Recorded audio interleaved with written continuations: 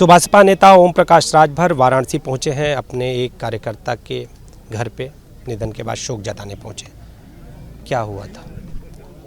देखिए, जब हम लोगों ने पार्टी बनाई तो उस समय स्वर्गीय राजेंद्र राजभर जी पार्टी के फाउंडर मेंबर और राष्ट्रीय प्रचारक पार्टी के, और पूरे प्रदेश में घूम घूम करके पार्टी का प्रचार प्रसार।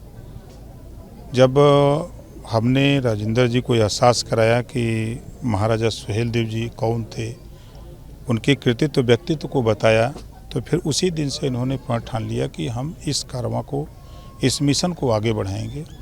और पूरे प्रदेश में घूम करके, अभी उस दिन आपने देखा होगा जब आप पिकअप पे, रथ पे इंटरव्यू ले रहे थे तो राजेंद्र जी मंच पे थे, और मंच पे राजेंद्र जी खुद आके हमसे अलग अलग फ़ोटो खिंचा रहे थे। राजेंद्र जी कहा कि हमारी फ़ोटो ठीक खिंचवाइए, तो फिर हमने कैमरा वाला मुकेश को बुला के फ़ोटो खिंचवाया।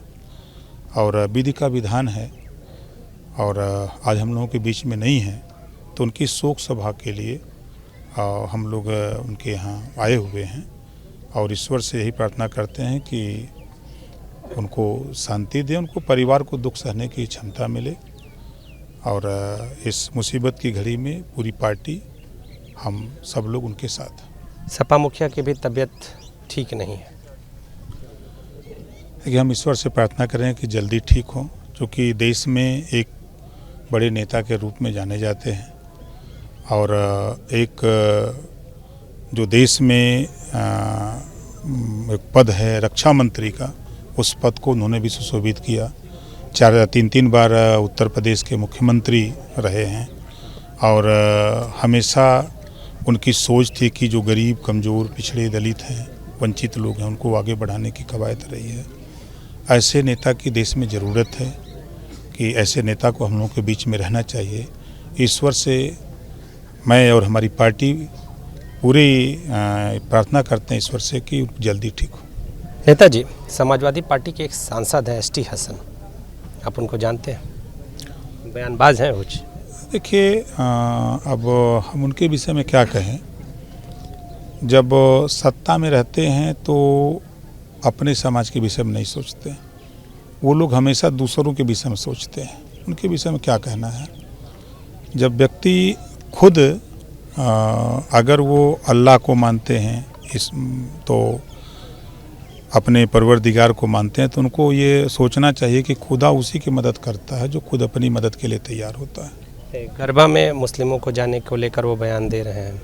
उनका कहना है कि हमें अपने जो महिलाएं हैं उनकी नुमाइश नहीं करनी चाहिए। तो गरबा में जो पिछले दिनों जिस तरह से बात करें तो खबरें आई कि कुछ मुस्लिम समुदाय के लोग बेस बदल के घुसे थे, उसके बाद हिंदू संगठनों ने विरोध किया था, और उस पर बयान देते हुए इन्होंने कहा है कि गरबा में नहीं जाना चाहिए। देखिए, देश संविधान से चल रहा है। संविधान के दायरे में सबको रह करके संविधान को मानना चाहिए। जब कोई भी प्रतिनिधि चुना जाता है तो संविधान की शपथ लेता है कि हम संविधान के दायरे में आकर देश में अमन चैन भाईचारा पैदा करेंगे, और संविधान के दायरे में सबको हम अधिकार दिलाने के लिए हम प्रयास करेंगे। ये शपथ लेते समय लोग यही करते हैं। तो संविधान के दायरे में रह करके उनको अपना काम करना चाहिए। जो सरकार अपना काम कर रही है, कानून अपना काम, और कोर्ट अब न्यायालय अपना काम कर रही है, उसमें किसी को दखल देने की ज़रूरत नहीं है। क्या गरबा में मुसलमानों को नहीं जाना चाहिए, परहेज करना चाहिए? देखिए, अब उनका मानना है। बाबा साहब डॉक्टर अम्बेडकर ने संविधान के पहले पन्ने पे लिखा है, समता, स्वतंत्रता, बंधुत्व, न्याय। तो फिर कहाँ रोक है? पूरे संविधान का निचोड़ पहले पन्ने पे लिखा है। तो सब लोग स्वतंत्र हैं। हिंदू भी जाता है मज़ार पे, मुसलमान भी आता है मंदिर में, ईसाई हो, बाइबिल हो, सिख हो, सब एक दूसरे के मंदिर और मस्जिद, गुरुद्वारा में सब जाते आते हैं। ये तो नेता सिर्फ अपने गलत बयानबाजी करते रहते हैं। तो वो ऐसा क्यों कह रहे हैं? राजनीति साधना चाहते हैं? वो लोग सिर्फ अपनी कौम को अपना रहनुमा बनाने के लिए बोलते हैं, और कुछ है नहीं। महाराष्ट्र सरकार का एक फैसला है कि फ़ोन पर हेलो उठा के हेलो ना बोलकर वंदे मातरम बोलना, वो उसका भी विरोध कर रहे हैं। वो महाराष्ट्र का फैसला है। वो अपना कोई पाबंदी नहीं है कि किसी को पाबंद किया जाए कि नहीं आप वंदे मातरम ही बोलिए या कुछ ही बोलिए। ये स्वतंत्र भारत है, देश आज़ाद है, जिसको जो प्रिय है, कोई राम बोलता है, कोई रहमान बोलता है, कोई जय भीम बोलता है, कोई जय श्री राम बोलता है, कोई वंदे मातरम बोलता है, सब लोग स्वतंत्र हैं। तो वंदे मातरम बोलना चाहिए है। सब लोग बोलते हैं। आप तो देखा होगा आपने, जब भी लोकसभा और विधानसभा के सदन सत्र चलते हैं तो वंदे मातरम से ही शुरू होता है ना। तो वो खुद जब सदन में रहते हैं तो पहले दिन वो खुद लेते हैं। बोलते हैं कि नहीं बोलते? बिल्कुल बोलते हैं। तो फिर दुनिया के मतलब लोगों से क्यों ऐसा कह रहे हैं कि इस तरह की चीज़? आपके चैनल पर आकर के अपने को चर्चा में लाने के लिए बोलते हैं, और कुछ है नहीं। आगे की रणनीति क्या है आपकी? देखिए, हम कल परसों आगरा में थे तो पता लगा कि स्वर्गीय राजेंद्र राजभर जी की डेथ हो गई है। तो फिर कल हम लोगों ने वहाँ से यहाँ के नेताओं को सूचना दिया कि हम आ रहे हैं। तो हमने कार्यक्रम को आज पोस्टपोन कर दिया और यहाँ आकर के शोक सभा किया है। और कल भी हम लोग कार्यक्रम नहीं करेंगे। परसों से 6 तारीख से हम लोग फिर कार्यक्रम शुरू करेंगे, जो सावधान रथ यात्रा है।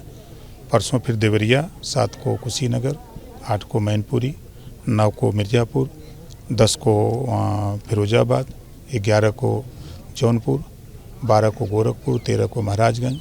इस तरह 27 अक्टूबर को गांधी मैदान पटना, वहाँ सावधान महारैली करके समापन। तो ओम प्रकाश राजभर, इनका ये कहना है सावधान यात्रा के जरिए लोगों को जगाएंगे, लेकिन ST हसन पर इन्होंने निशाना साधा है और कहा है कि कहीं ना कहीं जो बयान वो दे रहे हैं वो राजनीति से प्रेरित भी है। कैमरामैन विशेष के साथ नीतीश कुमार पांडे, ABP गंगा, वाराणसी।